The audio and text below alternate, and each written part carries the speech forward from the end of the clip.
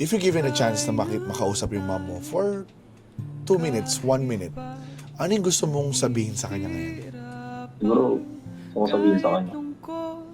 Gusto ko ulit mag-sorry. Pero yan, hanggang ngayon, binabangungot pa rin ako ng mga pagkukulang ko. Ng mga bagay na hindi ko na maibabalik pa. Ang iyong kandila. Kasi yung isang doktor lang talaga yung straight na point na nagsabi sa akin. That time na nasa pillars ko. Sabi niya, pinusap niya ako sa labas. Sabi niya, you're already on your losing battle. You're fighting a losing battle. So isip, narinig ko. Parang alam mo ano, yung tumigil yung oras, tumigil yung mundo.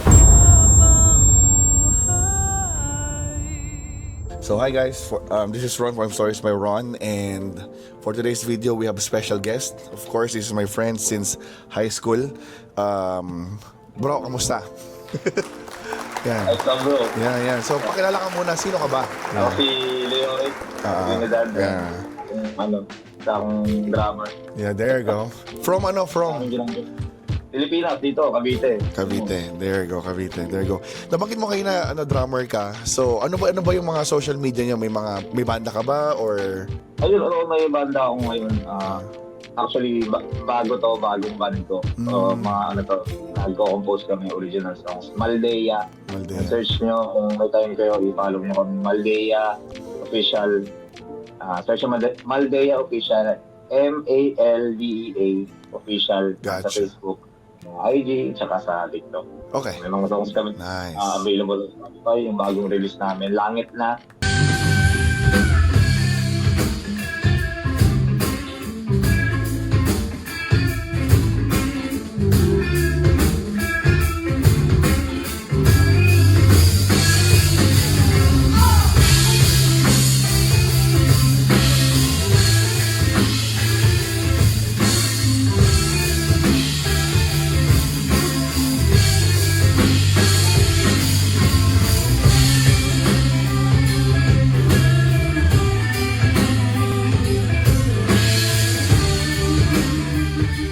I think nag-freelance ka rin, di ba? So kung they want to hire you as a drummer sa freelancing, open ka rin for that or you have specific band?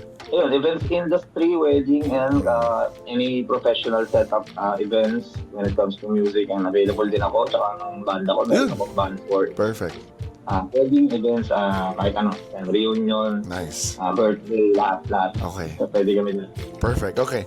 So, yun. Sige bro, start tayo. So, ang tawag dito, maraming salamat sa time mo, number 1. And the reason why I want to talk to you kasi nakita ko yung post mo nga nung nakaraan is yung about sa mother mo. And it strikes me a lot dahil, of course, I love my parents and I'm so blessed that they're still here.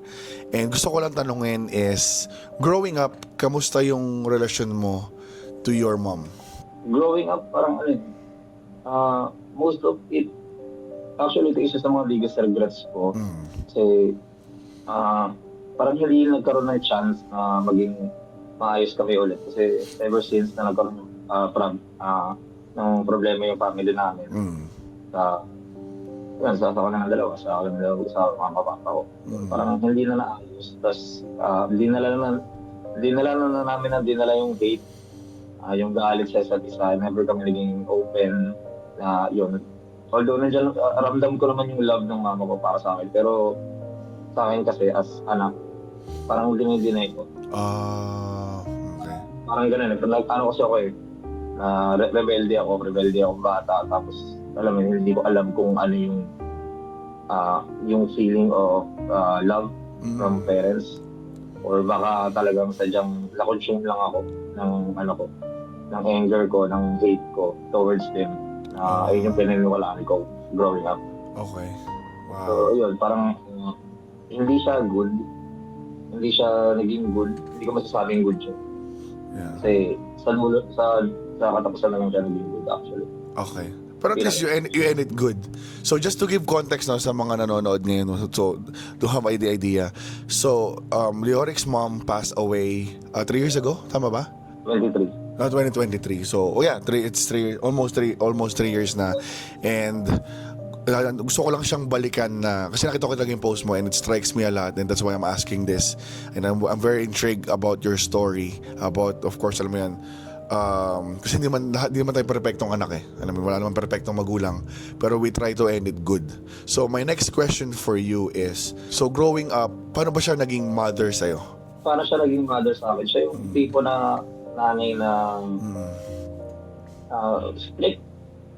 Somehow strict. Kasi parang nung bata kami, younger days ko, teenager days, nandiyan palagi yung yung ganun.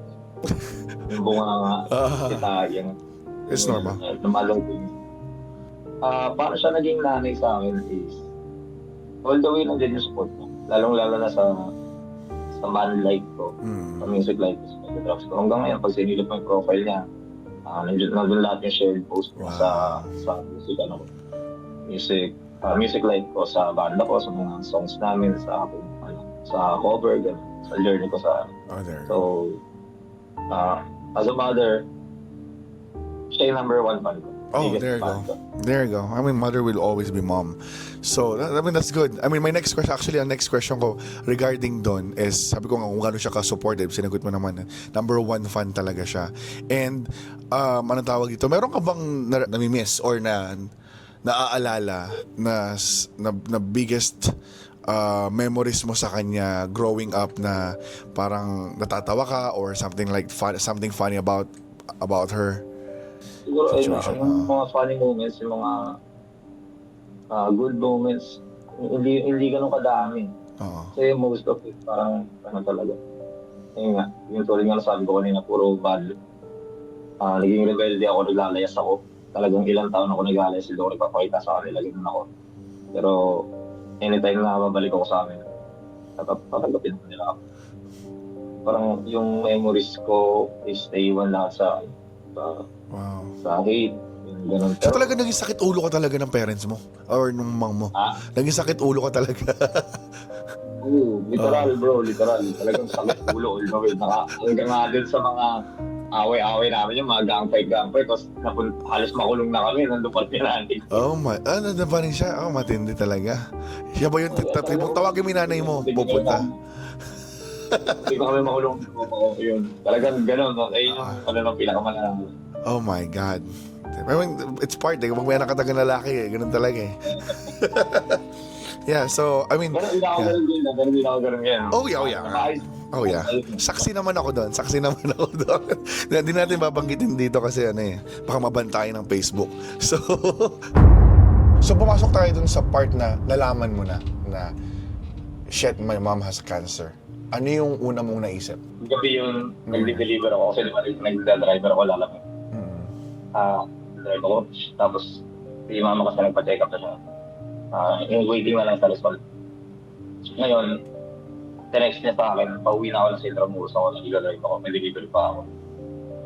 Tapos, nag-usap kami na tropa. Sabi ko, friend, nag-drive ako, sabi ko, friend, masaya mo nga to, yung text ng mama ko. Tapos sabi ko, Rick, confirm, meron akong cancer sa stage 2 ng kaya. Yung feeling ba na wala akong reaction. Shock ako. Na although parang ina-expect ko na rin, pero hindi ko akalain na alam mo, magiging totoo pala talaga. Yeah. Na cancer pala talaga. Nag-away kami na sabi ko sa kanya, ito, kung mag-isip ka, nakakainis ka. Cancer agad, bro, cancer agad. Sabi ko, lang yan, baka backpain lang yan. Sabi ko nun. Baka nasa, kasi may sleep list ko eh. So baka lang sleep list ko. Ayun, hanggang sa, parang, parang yung bumulsak sa akin yung... Langit lupa, no? Oo. Yeah, I feel you. Yeah. Hindi ko na-explain, parang shit. Yeah, I feel you. Sa lahat na Yeah. Kasi same din sa mom ko nagkaroon siya ng cancer din ng mom ko, 2017. And nung nalaman namin lahat, talagang ang bigat. Parang bumabinagsakan kami lahat. Parang hanggang kailan ka na lang? Yan nasa isip mo eh. Hanggang kailan ka na lang ba? Anong stage to? Magkatagal ka pa ba? May chance pa bang may ganun eh. Naglalaro na lahat sa isip mo. I really understand and mabigat talaga yon. And tanging mo sandigan talaga is to pray and sana maging okay lahat. Yun lang yun eh. Ang next question ko for that one, nagbago ba yung trato mo sa kanya? Nagbago ba? After nalaman mo, naging ano ka ba, mas conscious ka na sa kanya? Naging more caring ka na? Anong naging changes? Talagang nagbago lahat yung pagtrato ko sa kanya. Yung kung paano ako magsalita, ganun, tapos pag-ligabig siya, kinakamusta talaga. Kasi, habang tumatagal yung oras, nagsaset up lang ako ng mga plans ko na ditong hospital tayo pupunta. Dito itong doktor yung sunod na yun, kukonsultahin. Ganito yung kakainin mo, ganito yung gagawin mo. Ayun na, yung plano. Nagsabay-sabay na. Yung Google ako ng Google, tanong kung kanina kung ano gagawin. Yung talagang, wala, hindi ko na alam yung gagawin ko.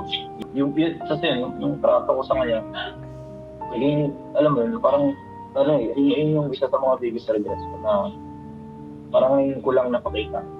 Sumama ko yung love ko sa kanya. Ganito pala na kahit anong pinag-aaway, kahit anong sa amin. Kahit araw-araw kami sisigawan kami. Tapos naglalayasan kami. Ganun bago lahat.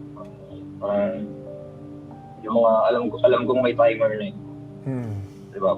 May countdown na. So, ayun. Doon pa lang simula lahat, no? Parang pumapasok na parang ito na. This is real.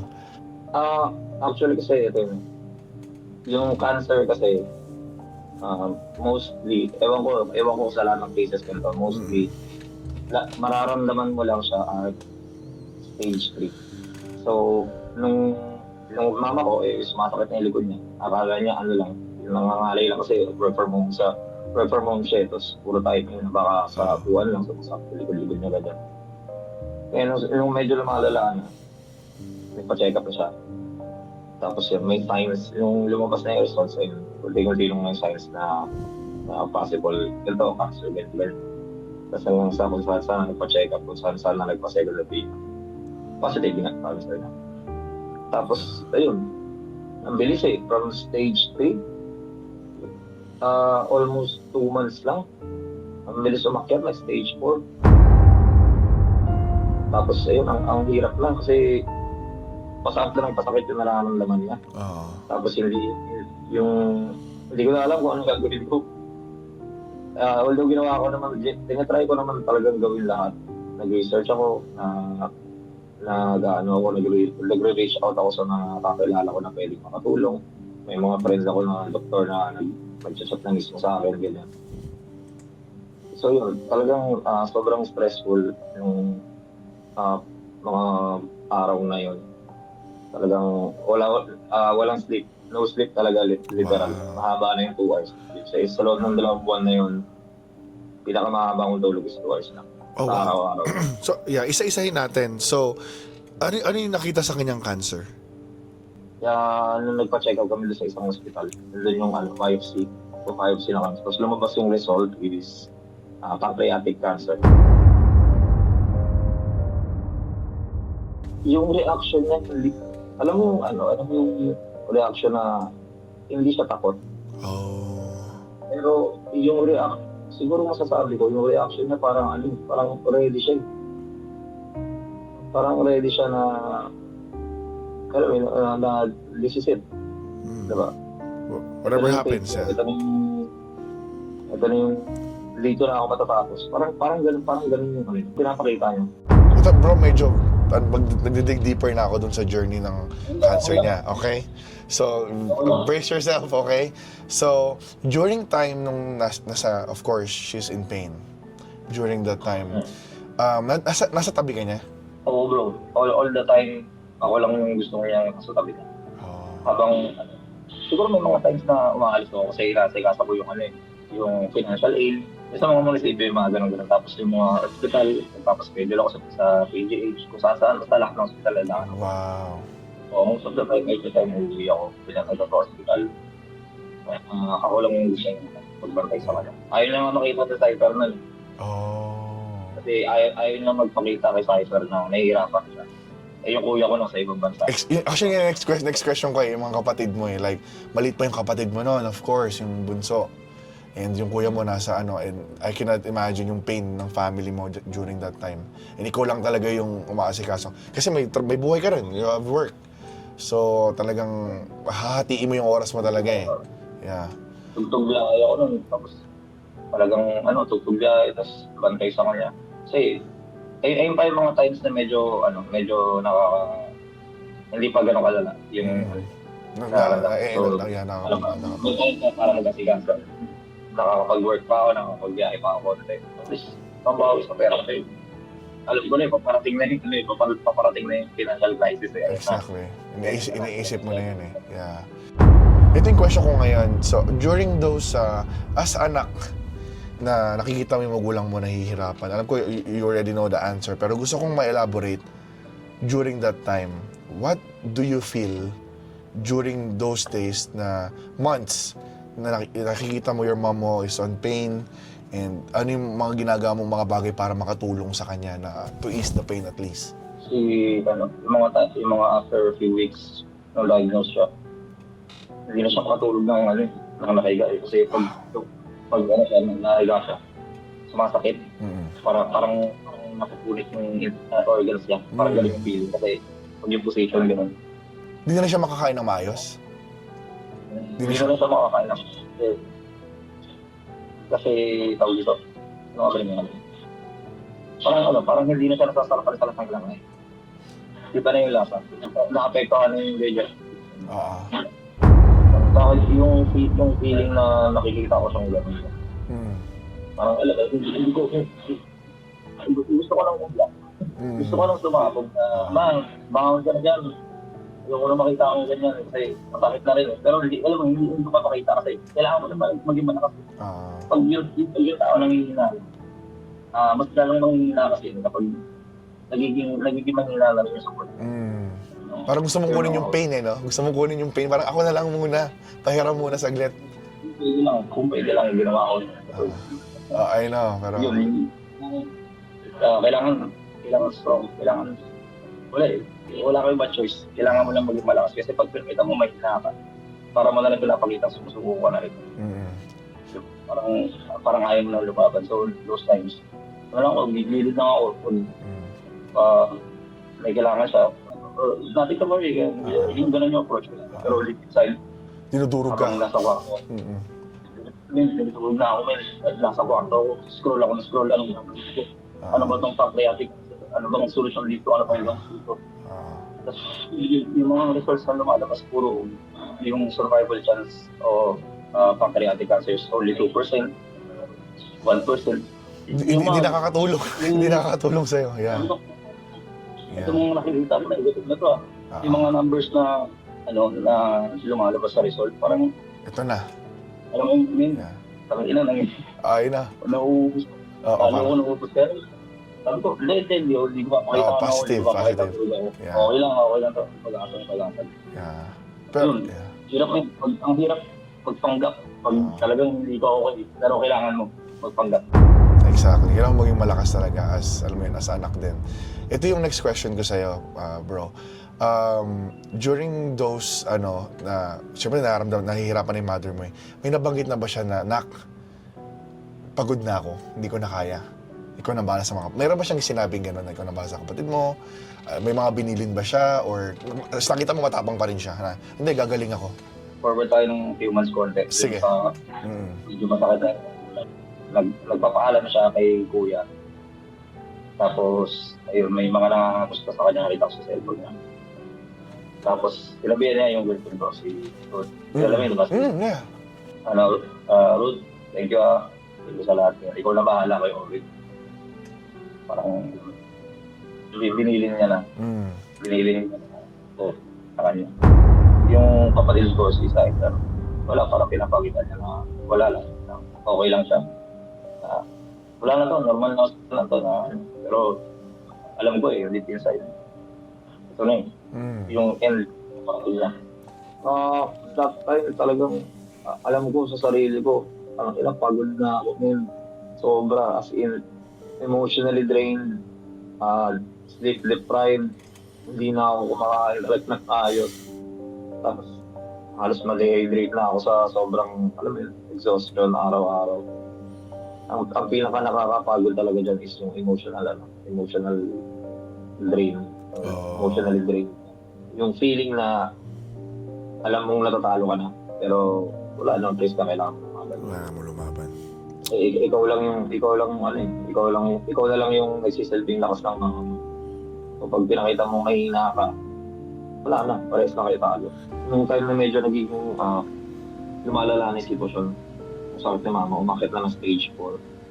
Nasa ICU na. Nasa ward kami na, nasa semi-private ward kami. Bumababa na yung vitals.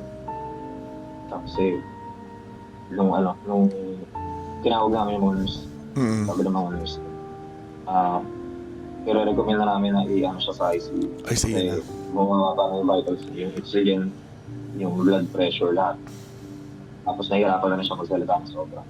Kasi nga, pati yung lungs niya, nagkakaroon na rin ng cancer. So, pumalat na sa lahat ng organs. Tinanong kami ng mga nurse, Sir, isugod na po ba natin sa ICU? I-ICU na po ba natin? Parang top decision na kasi sa pag-ICU. Alam mo na, uubusin ka dyan. Kaya mo dyan lahat. Talagang uubusin ka dyan. Yan na yung last eh. Yeah. Kaya tinanong sa amin kung yung permission to kasi bumababa na yung vitals, lumabot na talaga. Naalala niya sinasabi sa amin ng mga malati, kapag may mangyayaring ganito, huwag nyo na ako ilaban kasi mahihirapan lang tayo pareho. Wow. May iwan yung financial bill. So, I think every parents naman di ba? Yeah. Pero kahit sabihin nila yan, wala eh. Hindi siya madaling desisyon eh. Diba? It's life and death, kahit, so. Kahit anong ayaw niya, kailangan, gusto mong gawin lahat. Hanggat may pag-asa, kahit sobrang related plans, kahit research ko na lahat ng numbers na lumabas, negative na talaga 1%. Gusto ko pa rin kunin yung 1% na. So, nag-yes ako. Si mama, nagulat ako. Makapagsalita siya ulit. Sabi niya, isusugod na siya sa ICU. Parang aware siya. Isusugod na siya. Ayun, sabi niya sa akin, Rick, bayaran mo na yung mga bills. Lang yung huli niya sinabi sa akin. Kasawa ko yung kama niya habang tumatakbo yung hospital bill papunta ng ICU. Tapos yun, sabi ko, ito na yun. Parang, ito na. Yung paparating na nga talaga yun. Ngayon, nung nasa ICU na, hours later, parang mga tagal eh. Siguro mga 5 hours, 6 hours. Inabot na ng gabi. Na pinapasok ako. Tapos dito sa loob yun, nakatali siya. Paano kami na. Hindi nagkakawala siya eh. Hindi tinatanggal niya tubo. Sabi sa akin ng nurse. Tinali po namin yung sir kasi tinatanggal niya yung tubo niya. Kasi ayun nga, sabi tinali. Nagalit pa nga ako nun. Kasi alam mo yun, Parang hayop eh, no? Hindi ko naman sila yung mali yung mga nurse. Kasi explanation nila. Ayaw ni mama na tubuhan siya. Tapos hanggang sa dumating sa point na sa kanya na mismo pinapatanggal yung mga tubo. Ay, talaga? Ang hirap. Kasi, alam mo yun, every time na sinasabi niya, tangin na talaga sa akin. Ako, ayun na, pinakita ko na sa kanya. Kung ano yung tunay ko na naramdaman, pinakita ko na sa kanya lahat. Nagsasorry na ako sa kanya. Kung anak, kapagiging gago ko na ang dami kong pagkukulang din. Doon na lumabog sila ng regrets. Sinabi ko na, pakinig naman siya, tapos gumagano siya sa akin, parang I forgive you. Ano talaga, lahat naman na nanay yun. Kahit gano'ng kawalang niya sa mundo to. Sila lang yung talagang i-deseo. Kahit anong gawin mo, papapakasin na lang namin. Yun lang, bukod sa akin, tao sa mundo. Kaya gawin niya. Kulang ako, sorry, kasi hindi ako naging mapusing anak. So, I mean, hindi ko naman meant na bumalik sa yung nakaraan. Pero, ang gusto ko, the reason why I'm asking you this question is, hindi kasi lahat ng anak ganyan eh. Nagets mo ako? Yung, hindi lahat, lalo sa generation ngayon, hindi ko naman nila lahat. Minsan yung iba, alam mo yun, may mga anak na walang pakialam sa magulang, wala silang pakialam sa magulang. They wish na sana mawala na kayo sa mundo to, pahirap kayo sa akin. May mga anak na dyan pa, matandaan yung mga magulang nila. Pero hindi nila inaalagaan, pinapabayaan nila. Parang, sige, ito, pera na lang. Ito, padala na lang kita. Lalo sa Amerika dito, yung mga magulang nila, dinadala lang sa home for the aged. Tapos doon na namamatay. And alam mo yun na, for you to be there until the end, yun talaga yung saludo ko sa'yo, pre. Talagang nagbago talaga tingin ko sa'yo. Talagang sabi ko, iba to, iba. Iba ang dating. So, ngayon, dahil na tayo, medyo, I'm gonna go deeper, no? Ito gusto ko maging detalyado ka na kasi ito na yung peak natin. So, ano yung nasa isip mo during that time na ito na, naramdaman mo na ba na I need to be ready, na kailangan ko ng baka anytime na to, baka mama will say goodbye anytime. Sabi ko sa sarili ko, oo, prepared na ako, pero alam mo, nandiyan yung takot eh. Hindi mo lang alam kung anong oras siya darating. Pero darating ang darating siya. Alam ko na kasi nag-research ako gabi-gabi mga times na naghahanap ako ng pag-admitan niya, tapos naghihingi ako ng information sa iba't ibang tao. Nag-research din ako na yung pancreatic cancer is very fatal. Probably parang tumataas ng up to 95% up to 99% fatality. Bilis. Kapag may stage 3, stage 4 siya. So yung 1% na yun, diba? Talagang halos imposible na. Parang jackpot na lang sa loto yung chance. So, yung loob ko nun. Wala na eh, parang alam mo. It shows eh, yung numbers, yung mga galing information sa ibang tao, lahat negative. Sa mga pinag-check upan namin, lahat negative. Tapos yung isang doktor lang talaga yung straight to the point na nagsabi sa akin that time na nasa pillars kami. Sabi niya, nasap niya ako sa labas. Diba? Sabi niya, let's talk. Sabi niya, you're already on your losing battle. You're fighting a losing battle. So isip, yung narinig ko, parang alam mo yung tumigil yung oras, tumigil yung mundo. Nabingi ako, tapos natulala lang ako. Yung sa mga palabas, ganun,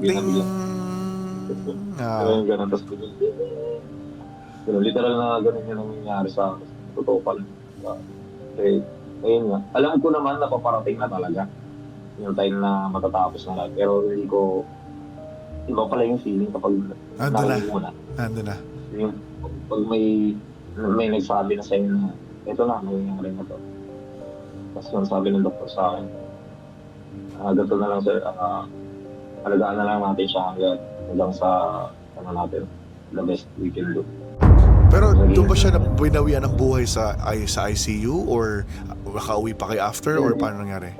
Ayun, yung last wish niya, sabi ko, sige, gusto ko na bang umuwi? Yan, uwi na tayo. Umuwi siya sa akin.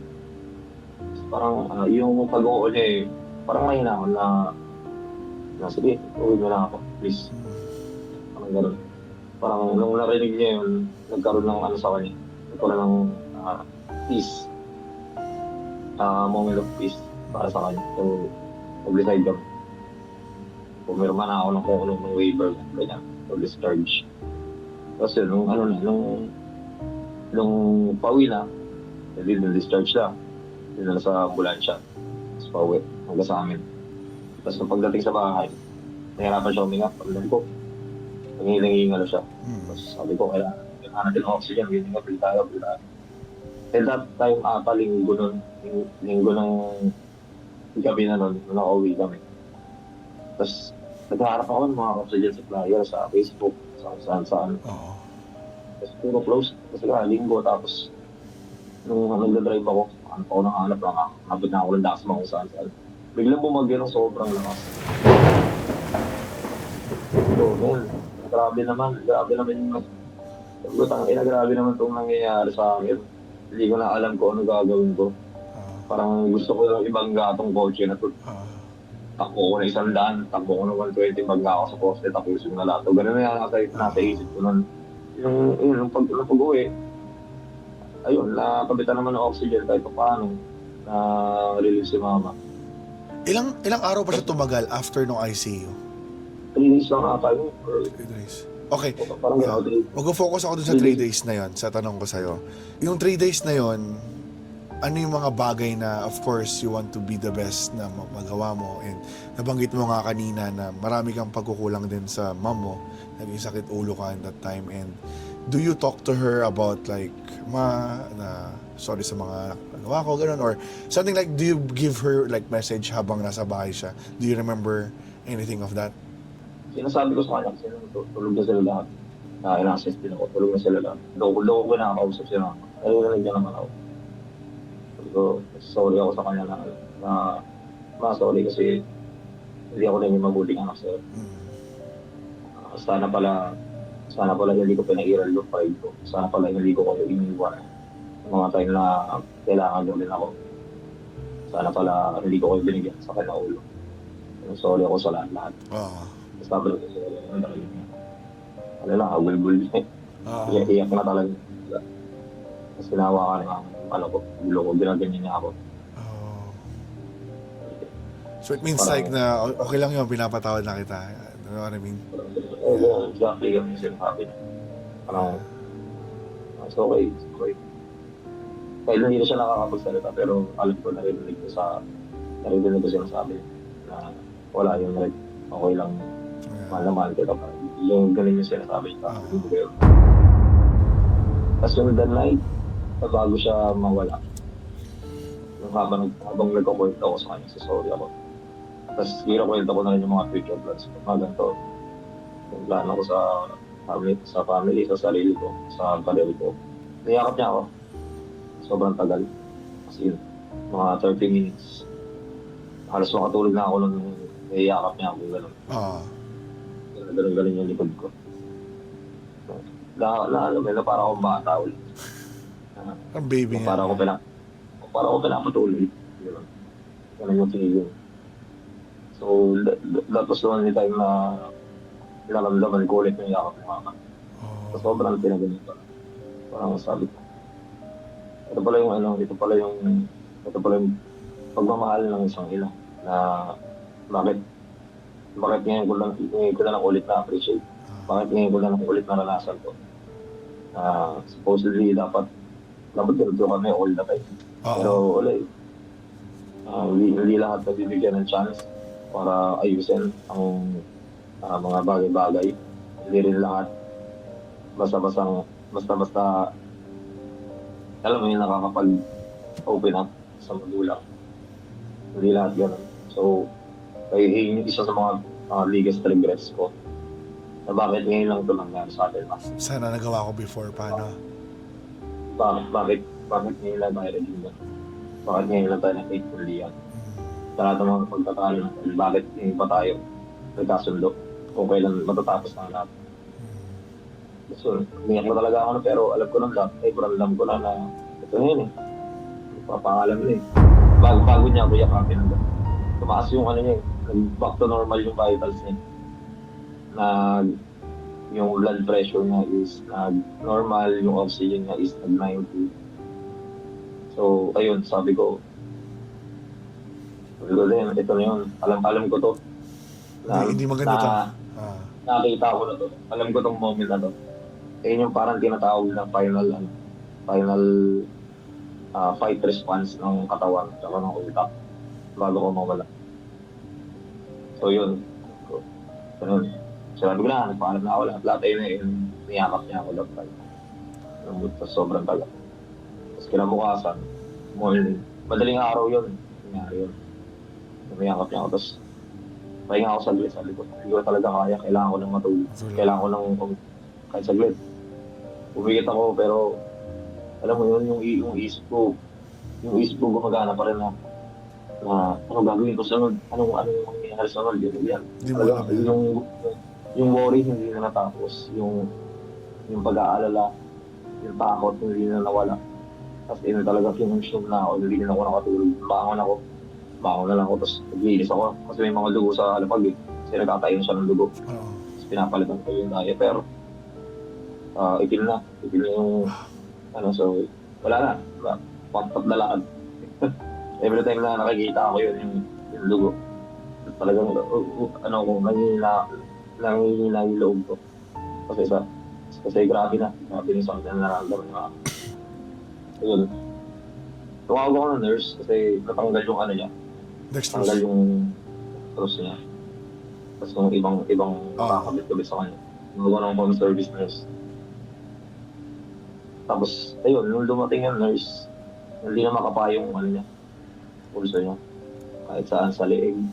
Sa leeg may inaano, dito sa pulso. Hanggang sa, hindi na maikabit yung dextrose kasi wala nang pulso na lang.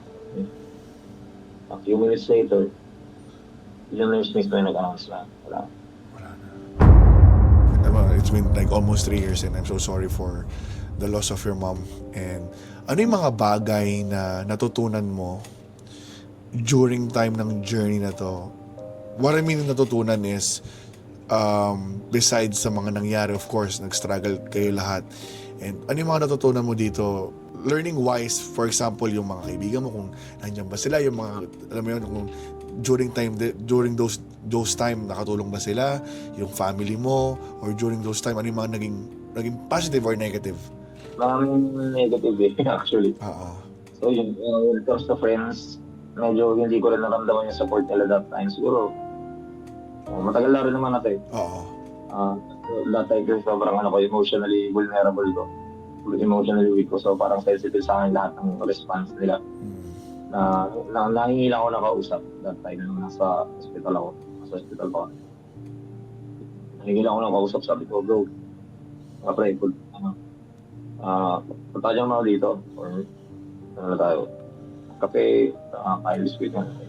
Oo. Sobrang kailangan ko nun. That time, maliit na bagay siya kung papakinggan sa iba. Pero that time talaga, sobrang laking bagay sa akin. Walang pumansin sa akin sa GC. Tapos, later on, parang 1 hour later, may nag-uusap na about sa games, ganyan. Parang na-dead mo yung Pwera ka. comfort. Yeah. Siguro that time lang. Sobrang sobrang sensitive ko lang ba. So baka lang hindi nila na ako na hindi nila at that time. So sobrang naman ang loob ko nun. Pero ngayon, lumipas naman na. Naging okay naman ako kami lahat. Pero ano natutunan mo rin like for relationship with your mom? How precious it is during that time na, of course, di ba, sabi mo nga kanina, na parang, ba't ngayon lang? Parang, ano yung mga, lalo ba kayo naging close during that moment? Lalo mo na-appreciate yung mom mo? Ano yung mga bagay na na-realize mo during that journey? Siguro yung pinakamalaking bagay na na-realize ko is, growing up, hindi ko na kasi mababalik yung mga panahon na nasayang. What I've learned is, cherish mo lagi yung moments, every moments ng buhay mo, tsaka ng buhay ng parents mo, hanggat maaari, hanggat nandyan pa sila. Ayusin mo na kung ano yung dapat ayusin.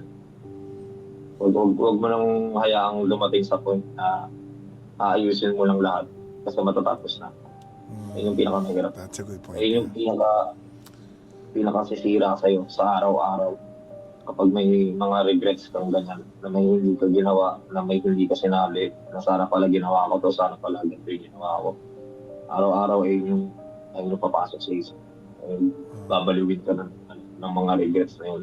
So yun, masasabi ko lang, cherish the moments sa parents mo as much as possible. I-keep yung healthy relationship. Kung may pagkakamali man, kung kaya pang ayusin, alam ko hindi lahat na ayos. Pero kung kaya pang ayusin, taking it from me. Kung kaya niyo pang ayusin mo.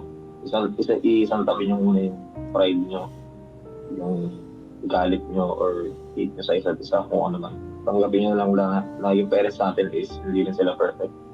Hindi na tayo perfect na anak. Wow. So, mananaig pa rin talaga sa dulo is yung love. Yun yung kailangan to stand up. My final last question for you, kapatid. If you're given a chance na makausap yung mom mo for 2 minutes, 1 minute, ano yung gusto mong sabihin sa kanya ngayon? Siguro, gusto ko sabihin sa kanya. Gusto ko ulit mag-sorry. Alam mo yan, hanggang ngayon, binabangungot pa rin ako ng mga pagkukulang ko. Ng mga bagay na hindi ko na maibabalik pa. Tapos siguro nabalihin ko ako tama. Yung mga oras na wala ako sa bahay, yung mga oras na hindi tayo nagkakasundo, tayong pamilya, ako, bilang anak. Ikaw bilang magulang ko. Hindi tayo nagkakasundo. Gusto ko sabihin sa'yo na sorry, ako'y natututo pa lang ng mga oras na yun. Hindi ko pa alam kung ano eh. Hindi ko pa alam kung paano ko i-apply yung love sa inyo. Kasi hindi nyo kilala kayo ko eh. I never tawag dito, learned love along the way. Puro hate, puro pagtitira, puro ganun yung buhay ko. Tapos sabihin ko sa kanya, hindi ako perfecto, pero sabihin ko sa'yo, ma, thank you sa lahat. Thank you dahil hindi mo ako iniwan kahit na kaiwan-iwan na ako. Wala na akong kwenta, wala akong silbing anak. Hindi mo iniwan. Ikaw yung talagang naniwala sa akin. Ikaw yung bukol sa akin. Nandyan, palagi kapag wala na akong malapitan. Na kahit gaano kagago sa mundo lang to, kahit gaano ko talentado. Ikaw pa rin talaga yung number one na bukol sa akin. Mamahalin ako ng unconditionally. So, mag-thank you. Sorry sa lahat ng mga pag-iinang ko. Kasi nakita ko naman sa business ako sa storya mo na of course you have regret. Pero end of the day, during dun sa deathbed niya, naging anak ka sa kanya eh. And naramdaman mo yung pagpapatawad niya sa'yo. I think that's the most important part. Way I see it, na kahit may naging past mo, feeling ko hindi niya na inisip yun eh. Ang inisip niya na sino yung nasa harap niya ngayon, sino yung anak niya ngayon na nagmamahal sa kanya. And the good thing is, alam mo yun, nasabi mo lahat ng mga gusto mong sabihin bago siya nawala. And narinig niya yun. And naalala niya yun. Kasi sabi nga ng iba, magsasorry ka pa or something like gusto mong ganito, wala na yung magulang mo. Paano maririnig yan? Ano yun? Mga ganong saying. And I think yun yung pinaka the best way. I think kung sa akin nangyari yan, magiging nightmare sa akin yung kung nag-sorry ako pero wala na. Hindi niya na ako naririnig. Parang mas mabigat sa akin. Pero at least ayun. I'm so glad na na-share mo sa akin yung storya mo. And sa mom mo. And this is very impactful din sa akin kasi sabi ko nga kasi kanina, I really love my parents and I want to do the best for them. Nagkatampuhan kami, nagkatampo sila sa akin. Pero at the end of the day, I try to fix it dahil hindi ko rin alam eh. Alam mo yun, baka next week, next month, baka wala na sila. Hindi ko alam. I don't know. Laging sinasabi ng mga anak, nakikita ko sa mga posts, hanggang nandiyan mo yung magulang nyo, yakapin nyo, halikan nyo. Di ba? Sabihin mahal mo sila. Kasi hindi na natin nagagawa yun. Minsan, alam mo na, mahal naman kita eh. Alam mo yan? Yung mga ganun, minsan, hindi natin na nagagawa eh. We just end for another wonderful story from Leoric, Trinidad. And I didn't realize, kung kanina po ulit ako, I didn't realize na ito yung pinagdaanan niya during those moments. And of course, as nakikinig ako, ang ilang bagay na natutunan ko sa storya mo, minsan lumalapit sila sa'yo na baka manhumingi sila ng tulong, yung gano'n na hindi natin alam, bawat struggle ng bawat isa, hindi natin alam eh. Pero ayun, and of course, mahalin natin yung parents natin hanggat malakas pa sila. So ayun lang bro, maraming salamat and I'll post this video. Pasensya na sa abala. Alam ko take 2 na to. Yeah. So I hope makasama pa kita sa mga ibang sa mga ibang topic like for example banda na pag-uusapan natin, mga kasi musician din ako eh. So ano yung mga experience na common na nakakatawa, na mga toxic traits ng mga banda, mga gano'n no. So sana makapag there you go. So ayun lang bro, maraming salamat. Thank you. Thank you. Thank you. Maraming salamat bro. Okay. Thank you.